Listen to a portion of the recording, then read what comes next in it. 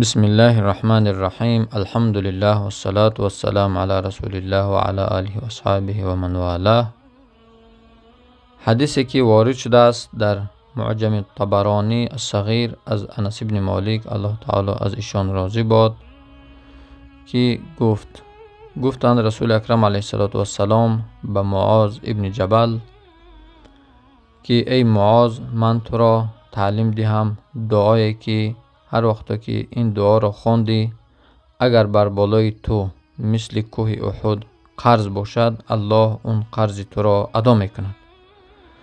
گفتند علیه السلام که بگو ای معاذ: اللهم مالک الملک تؤتی الملک من تشاء و تنزع الملک ممن تشاء و تعز من تشاء و تذل من تشاء بیدک الخیر انک علی كل شیء قدیر رحمن الدنیا والآخرة و رحیمهما تعطیهما من تشاء و تمنع منهما من تشاء ارحمنی رحمتا تغنینی بها عن رحمت من سواک.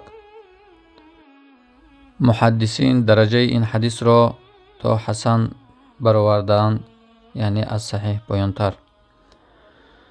انشاءالله به خطی کریلی هم در آپیسانی زیر این نوار انشاءالله دعا نوشته می شود.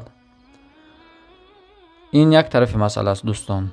طرف دیگر مسئله این است که وقتی که شما از یک کس قرض می گیرید، وقتی که یک انسان به شما باور میکند، به شما قرض می دهد، وقتی که شما کارتان بود شد، باید پول مردم را، قرض مردم را برگردانید. زیرا رسول اکرم علیه السلام در حدیث فرمودند مطل الغنی ظلم. وقتی که انسان پولدار می شود و پول مردم را بر نمی گرداند، در حق همون آدم قرض دادگی ظلم کرده است. و دیگر حدیث آمده است که من اخذ اموال الناس یرید اداءها ادى الله عنه و من اخذ یرید اتلافها اتلفه الله. هر انسانی که قرض مردم را، پول مردم را قرض گیرد و وقتی که کوشش میکند که ادا کند، پرداخت کند، الله قرض اون بنده را ادا میکند، یاریش میکند تا که قرضش ادا شود. وقتی که انسان از مردم پول میگیرد، کارش را بود میکند، تمام میکند، بعد پولدار میشود، پول به دست میارد و قرض مردم را نمیدهد، الله مالش را تلف میدهد. به خاطر چی؟ به خاطری که در فکر قرض مردم نیست. رسول اکرم علیه السلام برای انسانی که قرضدار بودند از دنیا میگذشتند، فوت میکردند، جنازه اون را نمیخوندند. میگفتند که وقتی که این نفر قرضدار است، من جنازهش را نمیخوانم. حدیثی است که شهید، وقتی که انسان شهید میشد و به درجه شهادت میرسد، همه گناهانش در قبر بخشیده میشود، مگر قرض بسته میماند انسان قرضدار در قبر تا اینکه قرضش ادا نشود.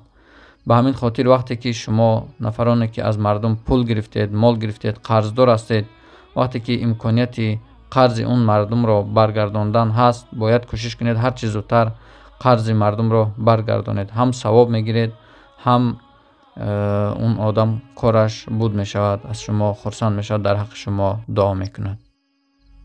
اولا الله مهربان به تمام قرضداران کوشش عطا کند تا که قرض مردم را داده توانند، و خصوصا به آنهایی که پول مردم را گرفتند و در فکر ادا کردن قرض نیستند، الله به آنها هم توفیق و انصاف عطا فرماید تا که زودتر قرض مردم را برگردانند.